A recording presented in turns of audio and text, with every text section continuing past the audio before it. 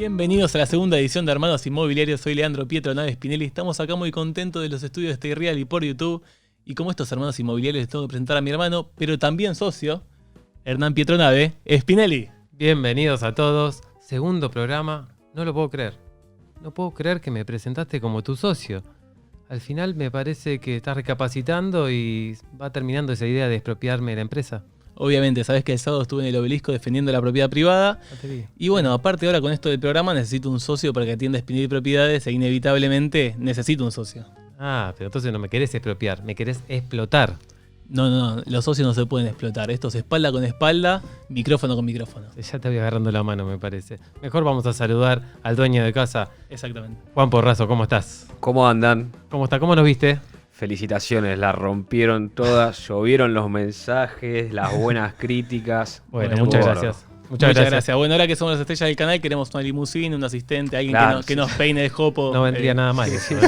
Sí, vamos a... Todas esas pretensiones queremos ahora. Exactamente. Bueno, queremos agradecer también a todos los colegas que nos mandaron mensajes, nos llamaron por teléfono. Bueno, hacemos justamente en el programa un espacio para darles el saludo y agradecerles a cada uno por los halagadores mensajes que nos mandaron. Exactamente, a los colegas, a los amigos, a la familia, pero también a la fan número uno de este programa. La fan número uno, para nuestra abuela Betty que está del otro lado siempre mirándonos. Exactamente, ¿sí? Betty que no solamente es nuestra abuela, sino que también es nuestra cocinera, nos manda todos los días un menú distinto a la oficina, uno más rico que el otro, así que lo agradecemos por este medio.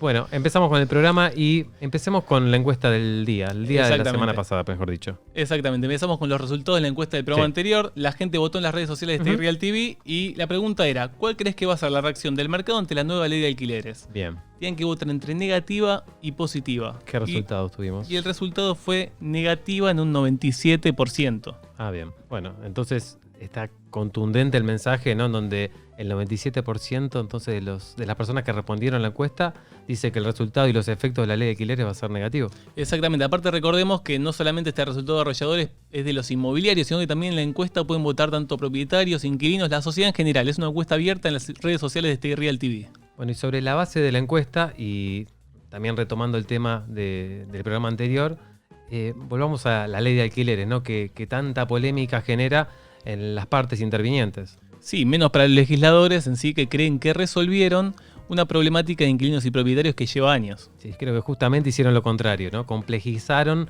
la situación y destruyeron, como vimos en el programa anterior, un mercado que funcionaba en competencia perfecta. Bueno, Ernie, ahora vamos al análisis. Vamos a centralizarnos en el artículo de la actualización, el artículo 14. Bien. Vamos al análisis y vamos a presentar un gráfico que fue hecho por la consultora económica INVEC. Okay. Y a ver, mostrame acá qué tenemos acá, cómo se van a actualizar los alquileres y vamos a ver una retrospectiva de eso, ¿no? Mira, acá en el gráfico lo podemos ver, es que tomando desde enero de 2007, el gráfico nos muestra la evolución y comparación de los valores de alquiler entre los precios pactados voluntariamente entre las partes y el que hubiese resultado en caso de estar vigente la ley de alquileres recientemente sancionada. Así que es la comparación RIPTE, justamente promedio, mejor dicho, entre RIPTE e IPC. Exactamente, explícamelo más fácil, a ver, ¿cómo sería? ¿Qué sería lo que tenemos que comparar en esto? Bien, acá tenés contratos libres versus contratos inducidos por un índice estatal. Exactamente, bueno, a ver si entiendo el resultado de lo que me está mostrando el gráfico acá. Dale. El gráfico lo que nos muestra es una línea azul en que un alquiler hoy vale casi 20.000 pesos y si hubiera aplicado la ley de alquileres durante todo este periodo y costaría 47.000. ¿Eso es lo que me muestra la línea roja? ¿47.000? Sí, fíjate, exactamente ahí tenés, y fíjate la diferencia, un 140% casi. Aparte, fíjate lo que es la brecha de encarecimiento de precios que está sobre su tope, ¿no? Que es lo que nos muestra el sombreado gris que vemos en el gráfico. Sí, ahí te das cuenta, mirá, me parece que los políticos eligieron el momento, el peor momento. Sí, cuando había una mayor diferencia entre lo que son los precios de la economía y los precios de los alquileres. Increíble. A ver, ¿y por qué no analizamos otro gráfico que se nos presenta acá, que es de la Universidad de Itela? A ver si nos dice y nos da el mismo resultado, ¿no? Bien. Lo que nos muestra el gráfico justamente es la evolución del índice de precios al consumidor y su componente de alquileres. ¿Pero qué resultado nos da? ¿Es lo que estoy viendo? Es lo que estás viendo, exactamente. Los alquileres bajaron un 47% con respecto a la inflación desde el año 2001. A ver si lo entiendo bien. Vos me estás diciendo que los precios del supermercado aumentaron 47 puntos por encima de los alquileres y encima votamos esta ley. Exactamente, los inquilinos se vieron favorecidos por la no indexación automática. O sea, por el acuerdo de partes. Ahora bien, los legisladores ¿no se sentaron a hacer una cuenta antes de levantar la mano para aprobar esta ley? Y parece que no, porque indexar un precio que está creciendo por debajo de la inflación es generar más inflación. Y a todo esto agregarle mayor incertidumbre con el alargamiento de los plazos de 2 a 3 años. Exactamente, mira, mayor plazo, más incertidumbre, más riesgo y por lo tanto eso te lleva a un mayor precio. Te digo que las dos únicas manos que quiero son la invisible de Adam Smith y la de un profesional inmobiliario.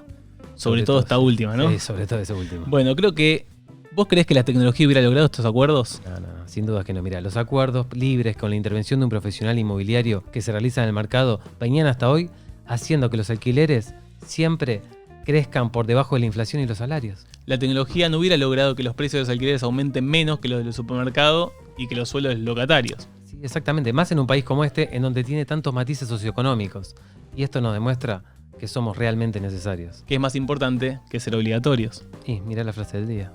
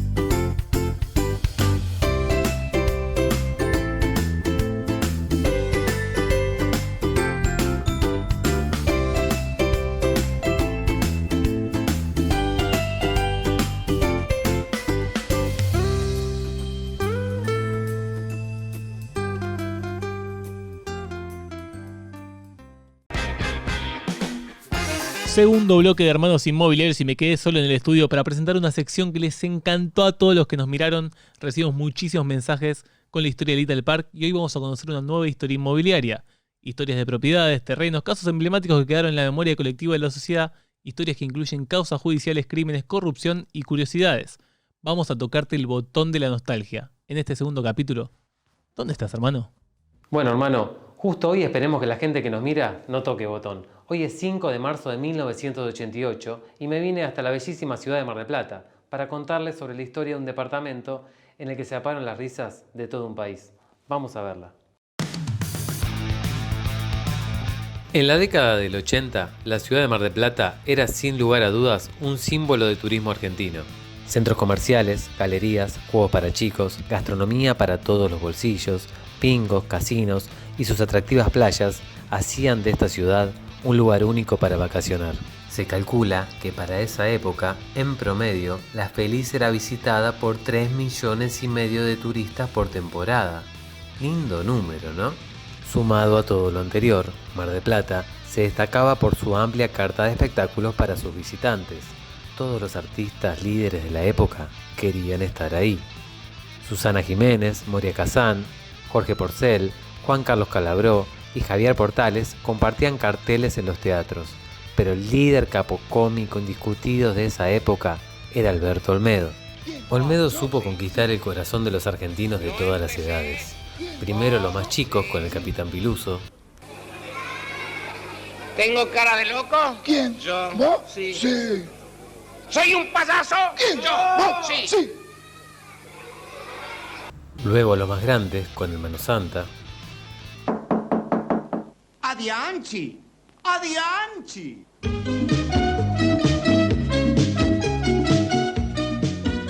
¿Pero qué es todo esto? ¿Qué se te disfraz? Disfraz no. Es el nuevo país que ha llegado para salvar a la humanidad y llenarme de oro. Pero la cantidad de personajes de Olmedo que quedaron en el imaginario popular del país son interminables. El dictador Costa Pobre, Chiquito Reyes, Rogelio Roldán, Rucucu, el sobrino de Borges. Les confieso que es el sketch preferido de quien les habla, Álvarez y Borges. En el verano de 1988, Olmedo estaba en su apogeo como artista. El éxito arrollador de Éramos tan pobres, la comedia que lideraba con libro y dirección de Hugo Sofovich, determinó que las funciones se continuaran hasta avanzado el mes de marzo. Pero no pudo ser. El otoño siempre llega antes a Mar del Plata. La noche del viernes 4 de marzo de 1988 se presentaba brumosa. Era imposible divisar la terraza del letrero luminoso del edificio Habana. Tampoco se leía el nombre Pepsi, que coronaba titilante sobre el Palacio Cosmos de la avenida Colón. Se cerró el telón, se apagaron las luces del escenario y Olmedo cambió la sonrisa por ese gesto serio que lo caracterizaba. Tal su costumbre, fue a cenar al ya desaparecido restaurante Zabalita, junto a Hugo Sofovich y al productor Carlos Rottenberg. Después del café, Olmedo se subió a un taxi para hacer las pocas cuadras que lo separaban de su departamento que alquilaba en el edificio Amaral 39, sobre Boulevard Marítimo al 3700. Allí en el piso 11, donde tenía todo el mar para sus ojos, lo esperaba su pareja, Nancy Herrera. Esa noche, su mujer le contó que estaba embarazada y que el bebé, sexto hijo del negro, se llamaría Alberto. Tal vez feliz por la noticia de su paternidad, y con al menos un par de copas de champán encima, Olmedo se subió a caballito a la baranda del balcón. El sol, después de una noche húmeda, a las 8 de la mañana, ya le había ganado la bruma. Hubo un grito y un par de segundos después, el cuerpo de Olmedo se estrellaba 40 metros abajo en los jardines del Amaral 39, para sorpresa de varias personas que habían salido a correr por las amplias veredas del Boulevard Marítimo. Una multitud llegó al lugar donde moría el hombre, pero nacía el mito. La feliz se vestía de luto. Pero no había sido el primer caso. Ese mismo verano, algunas semanas antes, Carlos Monzón había matado a su esposa, Alicia Muniz, en la casa que le facilitaba Adrián Facha Martel, uno de los galanes que acompañaba a Olmedo en aquella temporada teatral final. El juez de la causa de Olmedo, Pedro Hoft, calificaría el caso primero como muerte dudosa y luego como muerte accidental. Una de las versiones que trascendieron fue que el comediante, además de haber tomado champán, había consumido cocaína. De hecho, se dice que había caído con una bolsa rosa que contenía drogas, pero eso nunca fue confirmado oficialmente. Tras la muerte del negro, su mamá Matilde murió al día siguiente al enterarse de la noticia. En el año 2019, el Multiteatro Tabarís dio a conocer a través de su cuenta de Twitter que la noche previa a su muerte, a las 23:30 horas, Olmedo había firmado la continuidad de su espectáculo para la temporada de invierno en el Teatro Astral de Buenos Aires. Otro dato de color es que en la película Departamento Compartido, que protagonizaba junto a Tato Bores, Olmedo simula treparse y jugar en un balcón.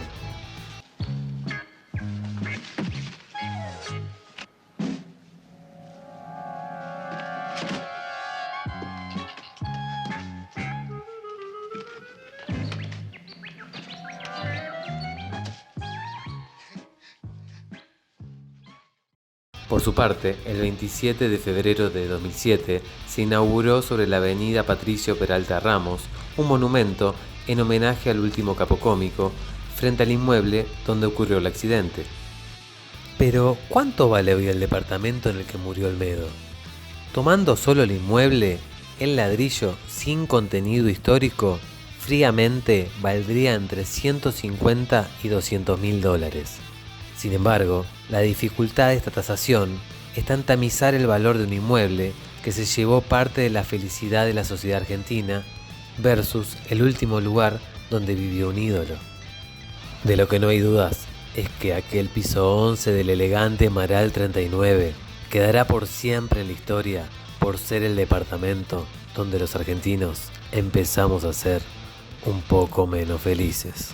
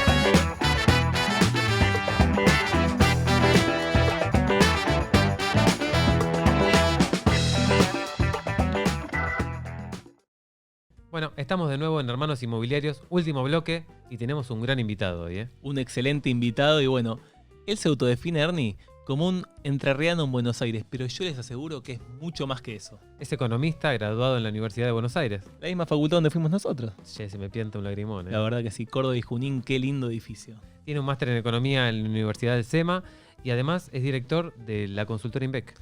Exactamente, le vamos a dar la bienvenida al economista, a un nuevo hermano inmobiliario, a Matías Zurt. ¿Qué tal, Mati? ¿Cómo estás? ¿Cómo andan, chicos? ¿Qué ¿Todo haces, bien, Mati? por suerte? Un placer tenerte Bien. acá con nosotros, la verdad. Es un placer nosotros recibirte en nuestro programa.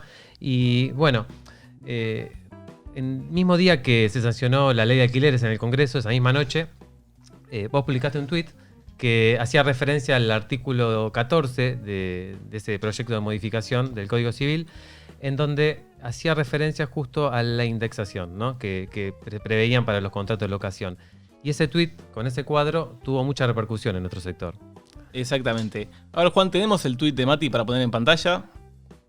Perfecto, Bien. acá lo tengo. Bueno, el tuit decía algo como esto. Decía, si sos inquilino y estás hace tiempo en el mismo inmueble, tomate un minuto, busca el valor del primer contrato, fíjate el mes, el año, ubicalo en la tabla y multiplica ese valor por el número de la tabla. Ese sería tu alquiler actual con la nueva fórmula. Es decir, tiene que verificar el inquilino acá si era mayor o era menor. Y ahí da, debajo del tuit, lo que pone en sí es, como se ve en pantalla, un ejercicio continuo que va desde enero de 2007 hasta la actualidad, con la fórmula promedio de RIPTE más inflación, que es la que aplica para la nueva ley de alquileres. Bien, perfecto. Bueno, ahí para que todos más o menos estén en tema de qué tuit estamos hablando. Y Mati, ahora sí, contanos un poquito cómo surgió la idea de ese tuit, cómo se te ocurrió publicarlo. Bueno, básicamente, a ver, uno en el trabajo diario, digamos, de economista y estando en la consultora, suele analizar los desagregados del índice de inflación, por ejemplo, y de distintas cosas. Y una de los apartados del que compone el índice de inflación es el indicador de alquileres, es decir, de cómo evoluciona. Es uno de los precios de los tantos que consumimos y que forma parte del IPC. Entonces, yo tenía una idea medio vaga de que los alquileres eran algo que no venía subiendo igual que la inflación, que siempre estaba un poco por debajo. Ajá. Entonces, bueno, cuando me enteré de que la ley estaba en tratamiento, había sido aprobada por la Cámara de Diputados el año pasado, en noviembre me parece, Exacto. y sabía que ahora estaba volviendo y entrando a senadores, dije, bueno, voy a analizarlo un poco más en detalle. Y me puse a investigar, bajé la serie de evolución de los alquileres promedios de la Dirección de Estadística de la Ciudad de Buenos Aires. Y bueno, cuando lo chequeé, evidentemente vi que el precio de los alquileres se venía atrasando respecto de lo que era el promedio de los precios y el promedio de los salarios, que son las dos cosas que componen esta nueva fórmula. Entonces, si hacíamos la cuenta de 2007, algunos me preguntaron por qué tomé desde 2007, porque desde ahí están los datos de la Dirección de Estadística. Si yo hubiera podido tener datos más para atrás, lo hubiera hecho lo más largo posible, pero no había más datos que esos. Yo lo que estaba viendo es que los alquileres habían abaratado un 60% respecto del resto de los precios. Es decir, que si las dos cosas valían en un determinado nivel en 2007, bueno, los alquileres habían quedado un 60% por debajo del resto de los precios, donde puedes poner alimentos, el precio de los autos, el precio de las tarifas, todo lo que se te ocurra que consumimos día a día. Entonces, una vez que vi eso, dije, bueno, vamos a hacer el ejercicio. ¿Qué hubiera pasado si esta fórmula que se acaba de aprobar hubiera estado vigente desde el 2007? Y ahí encontramos que, por ejemplo, un alquiler que en 2007 valía 1.500 pesos y que hoy está alrededor de 20.000, estaría casi en 50.000 pesos. Entonces se está duplicando, más que duplicando, un 160% por encima de lo que son los precios reales, digamos, de mercado de los alquileres.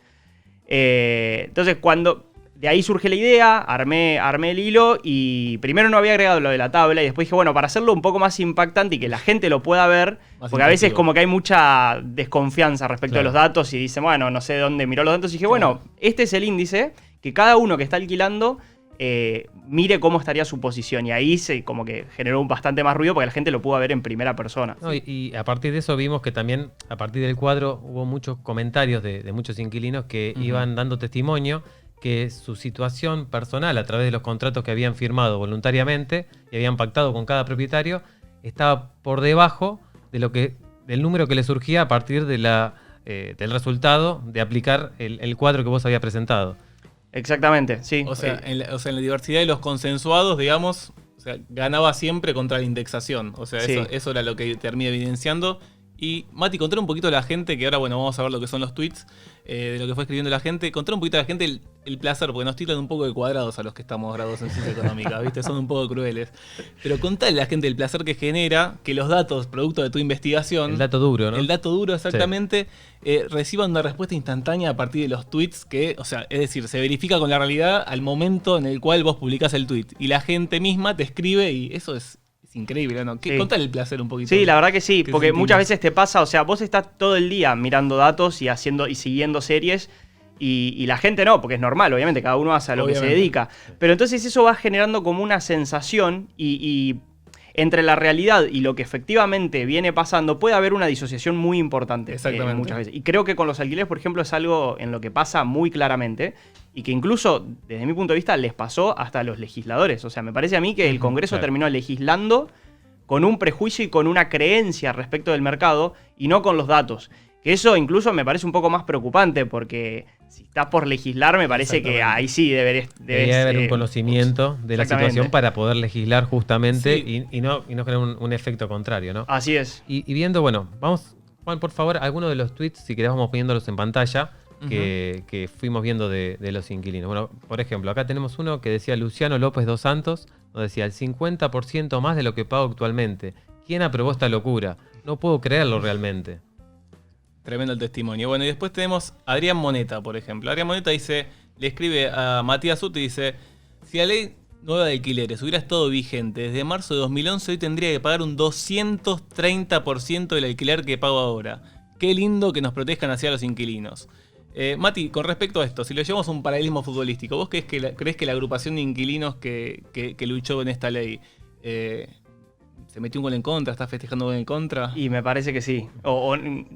O sea, yo no lo pienso tanto desde la agrupación en particular. Digo, si creen que representan a todo el universo de inquilinos, le metieron un gol en contra a todo el universo de inquilinos. Más allá de los intereses que pueda tener una agrupación en particular que va por otro carril. Pero me parece que hacia quienes creen que defienden, bueno, no es una creencia mía, son los datos. Si esto hubiera pasado, si esta misma ley se hubiera aprobado hace 13 años, hoy todos estaremos pagando mucho más, o sea, las personas que alquilan. Entonces me parece que sí, que es un gol en contra totalmente. Y además vos, bueno, justamente también publicaste una estadística con los resultados de cada contestación que ibas teniendo de los inquilinos. Y también en ese gráfico, que lo podemos también ver en pantalla, nos dice que si hubiera estado vigente este artículo 14, desde que alquilase este inmueble pagarías más o menos, preguntaba justamente en ese gráfico de torta, y tenemos que un 91% pagaría más, un 5% igual y un 4% menos. Exactamente. Una gran diferencia, sí. Algo que a mí me parece importante señalar, que quizás por ahí no quedó tan claro en Twitter, es que yo no estoy diciendo que esto es lo que va a ocurrir hacia el futuro. Porque sin duda, o sea, si uno piensa, una persona que hoy está pagando, por ejemplo, un alquiler de 20.000 pesos, puede pagar un alquiler de 50.000 y seguramente no, porque no tiene el ingreso disponible. Entonces, yo no estoy diciendo que esto va a pasar, lo que estoy diciendo es, en primer lugar, lo que hubiera pasado si todo se hubiera mantenido estático, pero la economía claramente no es algo estático. Entonces, ¿qué es lo que yo creo que va a terminar pasando en el futuro? El mercado de alguna manera va a ajustar, porque el nivel de esos precios de alquileres son impagables para los ingresos hoy de las personas. Entonces, a mí me parece que lo que va a pasar es que el ajuste va a venir por el lado de rupturas de contratos más seguidos. Es decir, cada 3 años, cuando se termina el contrato que está indexado, yo no voy a poder seguir renovando porque ese departamento me va a parecer muy caro respecto a lo que hubiera sido. Y la única forma en el que ese precio que fue subiendo en el tiempo vuelva un escalón hacia abajo, va a ser que yo rompa el contrato, me mude y la persona quede con el alquiler, el propietario quede con el departamento vacío, no lo va a poder alquilar por un tiempo y lo va a tener que bajar para poder... Entonces, ese ajuste que hasta el momento venía siendo automático, con mecanismos de mercados muy suave, muy consensuado, digamos, descentralizado pero consensuado al mismo tiempo, le pusimos una traba y lo estamos complicando para ajustarse. Entonces, el ajuste del mercado ahora va a ser mucho más traumático. Muy probablemente haya propietarios con sus departamentos vacíos más tiempo e inquilinos que se van a tener que estar mudando permanentemente para forzar ese ajuste que antes era tan natural, que es lo que pasa en un mercado competitivo. O sea, en un mercado de competencia, no sé si de competencia perfecta, porque a veces la competencia perfecta es muy de libro de texto, pero mucho más competencia perfecta que miles de mercados que vemos día a día en la economía argentina y que son mucho menos cuestionados. Exactamente. Bueno, y justo un punto que vos hiciste referencia recién es que se produce la extensión también a 3 años de los contratos de locación, y también es como que ese punto en particular estaría en contra de lo que debería prever un contrato en donde estamos agregando mayor cantidad de tiempo, y ese mayor tiempo que estamos agregando un contrato de locación implica incertidumbre. O sea, es el efecto contrario el que estamos logrando con todas estas modificaciones que va a romper totalmente el mercado. Exactamente, yo creo que eso puede generar un poco más de incertidumbre a los propietarios, más que nada en un contexto de tanta volatilidad. Y creo que, por lo que también relacionado a lo que decía recién, me parece que va a conseguir el efecto contrario. O sea, el argumento para extender los plazos es lo que se llama la estabilidad habitacional, que la gente se puedan quedar durante más tiempo en el mismo departamento. Pero yo creo que lo que se busca extendiendo de 2 a 3 años es lo mismo que se rompe con la fórmula. Entonces, claro, la gente, por más que le des 3 años en un contrato, va a tener menos estabilidad habitacional que lo que tenía previamente, por esto que te digo, porque si se empiezan a encarecer muchos, van a tener que estar saliendo de ese inmueble y buscando uno más barato con mayor frecuencia que lo venían haciendo hasta el momento. Entonces me parece que a veces hay como mucho voluntarismo político en las leyes. Es que queremos que haya esto, entonces lo escribimos y como que va a pasar automáticamente. No, si vos no entendés el funcionamiento, no estudiás cómo viene funcionando, puede ser que termines generando exactamente lo contrario a lo que estás buscando. Exactamente. Y bueno, y también te queremos una consulta más desde el sector. O sea, está probado que el 98% de los contratos de alquiler, estoy leyendo la estadística, se celebran a través de un corredor inmobiliario. ¿Crees que los profesionales inmobiliarios jugamos un rol importante en lo que es la parte de negociación, el acuerdo de partes, en este mercado que se iba desarrollando similar a la competencia perfecta que se ve en los libros? Yo creo que sí, digamos, creo que en general a ver, si existe un intermediario en algún mercado, si no está regulado, digamos, y la existencia del intermediario es únicamente porque hay alguna reglamentación que lo exige, es porque ese mercado funciona mejor con el intermediario que sin el intermediario. Lo mismo pasa muchas veces con el sistema bancario, por ejemplo. Mucha gente critica a los bancos, y el banco es un intermediario entre el ahorrista, entre al que le sobran fondos y al que le faltan fondos. Sin el banco, el tipo que necesita plata debería salir por la calle y decir, che, ¿a quién le sobra plata que yo necesito plata? Y todas las cuestiones contractuales y todo se complicaría mucho más. Yo creo que en el sector inmobiliario pasa algo muy similar. La decisión de alquilar un inmueble no es quizás como... También como se dice a veces en economía, no es un bien homogéneo. A vos te interesan un montón de características respecto del inmueble y hay un montón de cuestiones contractuales que se facilitan un montón con la intermediación. Ahora, creo que como todos los intermediarios de cualquier mercado, me parece que tienen algunas amenazas o desafíos en la actualidad por el avance tecnológico y por un montón de cosas que están forzando a muchos sectores de la economía a readaptarse o a reinventarse para que su rol pueda seguir siendo importante. Entonces creo que para el mercado me parece que tienen un desafío como lo tienen los bancos, por ejemplo, con la aparición de la fintech. O sea, la fintech... Sí. Entonces creo que la tecnología los va a poner a prueba todo el tiempo y ya los está poniendo a prueba. Ya estamos acá en el programa, así que esto es una prueba. Es un cambio, por lo menos. Exactamente. De a poquito vamos cambiando. Exactamente. También hay un perjuicio importante, ¿no?, dentro del mercado inmobiliario, que es que existe un desbalanceo entre la relación entre propietario e inquilino. Es decir, como que el propietario está en una situación de mayor poder sobre el inquilino. ¿Pero vos crees que realmente existe esa dicotomía en el mercado? ¿Que es real? Bueno, yo ahí también, para responder esa pregunta, que muchas veces puede tener mucho contenido, como vos decís, de prejuicios o de creencias o conceptuales previos que te pueden llevar a responder sí o no, porque claramente uno ve una persona que es propietaria de algo y otro que no es propietaria de esa cosa, uno tiende a pensar que el propietario tiene más poder. Ahora, si yo me quito todo eso de encima y digo, voy a buscar información en los datos. Acá, este mercado está mostrando que los precios del mercado están cayendo a lo largo del tiempo respecto al resto. ¿Cómo puede ser que un mercado con mucho poder de parte del oferente, ya sea porque son pocos, lo que podría ser una situación de monopolio o de oligopolio, o porque no haya monopolios o oligopolios, pero haya, por ejemplo, capacidad de ponerse de acuerdo entre los oferentes? Si esa fuera la situación, no se puede dar que los precios estén atrasándose respecto de la inflación. Entonces, si yo miro los precios, digo, acá por más que queramos creer lo que queramos, no, los datos no están verificando que hay una situación de mayor poder por parte de los oferentes, al menos con respecto al precio. Después hay un montón de cosas que también la ley lo intenta modificar, como puede ser el tema de garantías, de expensas. Digamos, yo no estoy diciendo que no hay nada para mejorar en la relación o en el mercado inmobiliario. Lo que digo es que el precio no era una de esas cuestiones. El precio venía funcionando perfecto y incluso a beneficio de los inquilinos. Entonces, no se entiende cómo una ley que se supone que busca proteger más al inquilino está rompiendo algo que era muy beneficioso para los inquilinos.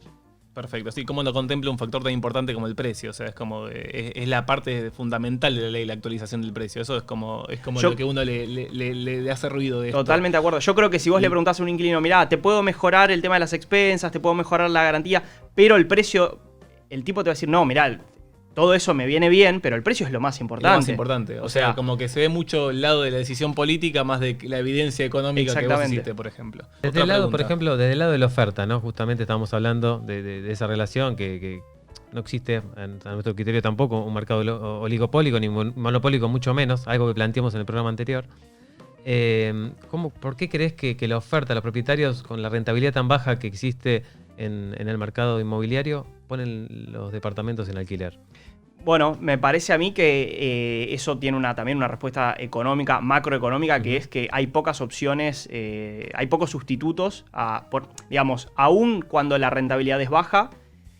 En Argentina tenemos un mercado de capitales o, digamos, tenemos canales para canalizar los ahorros muy poco desarrollados y que han tenido fracasos muy grandes en la historia y la gente no se olvida de esas cosas. Entonces, una persona que perdió sus ahorros en el corralito o que entró en el plan Bonex a principios de los 90 o que ve que siempre el banco le paga una tasa de interés por debajo de la inflación, dice, bueno, mirá, casi que la única forma de ahorrar medianamente razonable que yo tengo es a través del mercado inmobiliario. Entonces me parece que lo que pasa en el mercado, este equilibrio del que yo hablaba recién, es un equilibrio malo, o sea, es un mal equilibrio, como lo llamamos los economistas. Es la situación que está, pero si muchas otras cosas funcionaran diferentes, si el crédito estuviera más desarrollado, si los instrumentos financieros fueran confiables, si la población argentina confiara en el sistema bancario y en el desarrollo del mercado de capitales, entonces habría como competencias al ahorro por inmuebles. Y si hubiera competencia al ahorro por inmuebles, no todo el mundo se volcaría a ahorrar en inmuebles, habría gente que decidiría otras cosas, y creo que la rentabilidad se normalizaría, digamos. Ahí sí, al bajar un poco la oferta, habría un mecanismo de oferta y demanda más razonable que haría subir un poco la rentabilidad para los oferentes. Pero mientras esos sustitutos al ahorro no estén desarrollados o funcionen de manera deficiente como funcionan en Argentina desde hace muchas décadas, no estoy diciendo que esto esté pasando únicamente ahora, eso no va a pasar. Y se lo nota claramente cuando uno hace una comparación regional. El sistema bancario y financiero argentino es el más chico de Latinoamérica. Que ya de por sí es más chico que en los países más desarrollados como los europeos, Estados Unidos, Japón, etc. Entonces, creo que ahí hay como una falla sistémica que indirectamente está afectando la rentabilidad del sector, pero que no la vamos a solucionar ni con una reglamentación ni con nada. O sea, acá necesitamos que haya otros canales de ahorro para que se diversifique la decisión de los ahorristas. Muy bien. Bueno, Mati, ¿viste el primer programa? No. ¿No tuviste la oportunidad? No. Lo vas a ver después. Sí, lo voy a ver. Muy bien. Ahí nos va a sumar una nueva reproducción, ¿eh? Me parece que bueno. eso está muy bueno. Suma mucho. Tuvimos una semana con mucho contenido económico, pero muy lo voy a ver. Viene una sección en la entrevista que es un poquito más sentimental, ¿sí? En donde, bueno, vamos a ver, ¿qué tenemos, hermano? Tenemos un mensaje sorpresa para Matías Zurt. Se tiene que poner los auriculares que tengo acá adelante. A ver, Mati. Ponete los auriculares. No me vas a llorar en cámara. Si me llorás, me pagas mucho. Si llorás es mejor, ¿eh? Sí.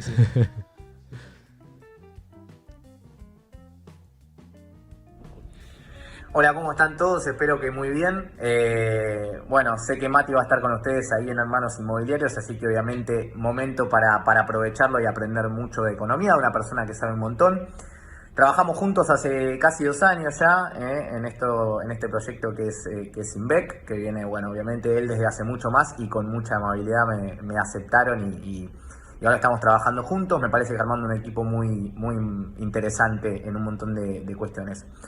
Obviamente soy un afortunado total, Mati es un crack, sabe muchísimo de economía, yo aprendo día a día y creo que mi principal objetivo a la hora de entrar a trabajar con INVEC tenía que ver con codearme con personas que saben mucho, no solamente de economía, sino que también saben ser buenas personas, que es al final lo que más importa dentro de todo esto. Así que aprovechenlo, al igual que yo lo hago todos los días en INVEC. Es un lujo para mí trabajar con gente que sabe tanto y que está tan predispuesta. Mati va a llegar muy alto, muy muy alto, no tengan dudas al respecto. Un abrazo a todos y disfruten el programa.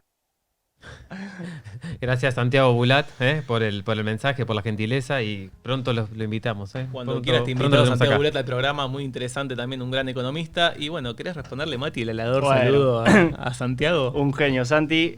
Como decía, sí, estamos trabajando juntos en INVEC hace ya un par de años. La consultora, cuando recién iniciamos, teníamos una muy buena relación con Tommy, el padre de Santi. Así que bueno, como que la relación viene ya desde antes, incluso de conocernos entre nosotros. Comparto todo lo que dijo. Dijo cosas de más que no son tan ciertas, pero comparto completamente. Santi es un genio, es muy buena persona y muy buen profesional también. Me parece que estamos formando un equipo muy, muy bueno en INVEC, así que la verdad que estoy muy contento. Bueno, me alegro mucho que te haya gustado el mensaje. Bueno, y antes de entrevistar la entrevista de hoy, ¿qué tenemos? Antes de terminar la entrevista, vamos con Destino Inmobiliario. Muy bien. Bueno, acá, te vamos a explicar, Mati, tenemos... ¿sí? Dos sobres. Tenemos dos sobres. Y como sos un gran economista, uno tenés dice que elegir entre preferencias. Economía y otro salud. ¿Sí? Tremendo, porque este debate es un falso debate que se instaló, por cierto. Excelente, me encanta que ya quité. Yo voy a elegir economía por varias razones. Bueno, me guardo salud. Sí, porque no. A ver, las dos cosas van de la mano, pero siempre, en esta pandemia vimos que muchos países tomaron decisiones y medidas para mantener un equilibrio. Porque es cierto que la economía sola sin salud no sirve. O sea, la economía es una ciencia social que tiene que ayudar al desarrollo de la gente. Y no hay desarrollo de la humanidad sin salud. Pero tampoco se puede tener salud sin una economía sana y sin una economía pujante y desarrollada. O sea, ¿cuál era el estándar de salud de la población hace 1000 años cuando la economía te daba un PIB per cápita de un país súper pobre? Vamos con la pregunta que viene detrás de economía, entonces. Exactamente, bueno, a ver, la pregunta dice... ¿Estás nervioso, Mati? A ver, si tuvieras que ponerte el traje de Martín Guzmán, ministro de Economía de la República Argentina, ¿qué medidas tomarías para afrontar la crisis generada por la pandemia en el corto, mediano y largo plazo? Podés hacer un resumen de corto, mediano y largo plazo. En Argentina es muy difícil, pero bueno, dale. Siempre es corto en Argentina, ¿no? Nunca hay largo. Sos el ministro. Es más, capaz tenemos acá sentado al ministro de Economía futuro, no sabemos. Yo lo veo. Segundo programa con el ministro de Economía futuro. Bueno, lamentablemente en el corto me parece que hay cosas que ya son difíciles de remediar. Por ejemplo, yo creo que en el corto plazo la cuarentena que se hizo en Argentina fue muy dura desde el principio innecesariamente. O sea, si vos sabés que el partido es largo, no podés arrancar con todo al principio. O sea, me parece que Argentina... Creo que la primera reacción es entendible porque nosotros mirábamos las imágenes de Europa y veíamos un panorama muy preocupante, y creo cuando lo vimos en España y en Italia creo que nos toca más todavía personalmente. Sí, entonces es entendible. Pero se hizo una cuarentena de 14 días, no había pasado absolutamente nada con los casos todavía en Argentina y hubo una especie de enamoramiento, aunque por ahí a la política le duela que la gente diga esto, pero hubo una especie de enamoramiento de la cuarentena con niveles tan fuertes. En términos latinoamericanos, Argentina junto con Perú fueron los dos países de cuarentena más estricta de todas. En Perú, cuando uno mira el nivel de muertos, se entiende esa preocupación. En Argentina yo creo que hubo suficiente espacio y tiempo para preparar el sistema de salud y demás. Se debería haber flexibilizado desde un inicio, de otra manera, para que la economía no sufra tanto. Y creo que ese fue un error de corto plazo que hoy, como digo, ya es difícil remediarlo. A mediano plazo, me parece que las medidas tomadas para sostener al sector privado, los ATPs y este tipo de cosas, creo que están bien. Hay que tener en cuenta que Argentina no tiene la capacidad de hacer política económica que tienen otros países porque no tiene moneda. O sea, el peso no es una moneda de valor para la Argentina. Sí, lo sabremos en el mercado inmobiliario. No tiene acceso al crédito porque estamos negociando con los bonistas. Eso también creo que es un error. El ministro Guzmán dijo que para marzo la negociación tenía que estar cerrada. Estamos en mediados de junio y todavía no lo está. Y no tenemos ningún tipo de fondo anticíclico ni de ahorro previo porque venimos de más de una década de déficit fiscales, que es algo que, por ejemplo, tiene Chile con el fondo anticíclico, que pusieron un montón de plata en la economía para sostener una cuarentena incluso más suave que la nuestra.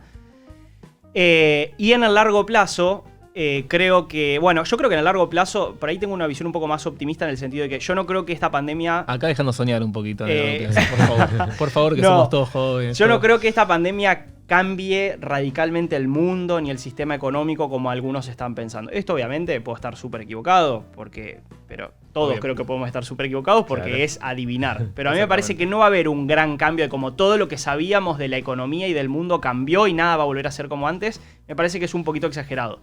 Entonces, dado ese panorama de que creo que las cosas medianamente van a seguir siendo iguales cuando volvamos a la normalidad, creo que hay cosas que se están haciendo desde la política económica que no van a ayudar para nada cuando esto sea historia y estemos de nuevo en el largo plazo. Y creo que, por ejemplo, tiene que ver con lo que estamos viendo con Vicentín, lo que vimos esta semana con LAN y demás. Digamos, yo creo que Argentina necesita recuperar un sistema productivo fuerte, competitivo y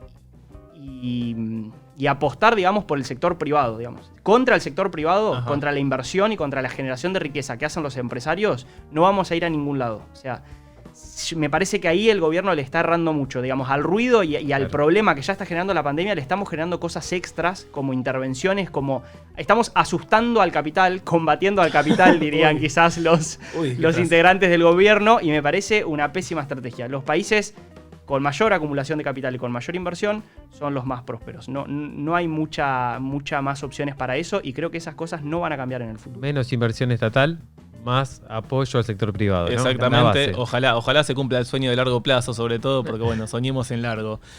Bueno, vamos a cerrar ni con la encuesta del día. Cerramos con la encuesta. Muchas gracias por venir, Mati. La verdad que fue un placer Mati, tenerte acá. Mati es un genio. La verdad que yo lo admiro muchísimo. Lo seguimos mucho. Quiero decirlo acá en cámara porque es un gran cuántos amigo. momentos emotivos, ¿eh? Sí, realmente lo admiro muchísimo, de verdad lo quiero decir. Es un placer realmente que hayas venido. Gracias a ustedes. Y bueno, nos vamos con la encuesta entonces. Exactamente. A ver, ¿considerás que la intervención estatal puede beneficiar al mercado de alquileres? ¿Sí o no? Sí, esta encuesta la vamos a dejar en las redes entonces para que voten y la levantamos el próximo programa. Exactamente, bueno. Y entonces se terminó el segundo programa. ¿Qué vamos a hacer? Llegamos al segundo. Uf. Un milagro. Sí, es un milagro realmente. Todo un milagro Y bueno, nos vamos a despedir entonces. Exactamente. Nos despedimos. Bueno, esperamos que les haya gustado el programa de hoy. Nos vemos el miércoles que viene acá por el canal de YouTube de Stay Real TV a las 19:30 horas. Muchas gracias por acompañarnos. Hasta la próxima.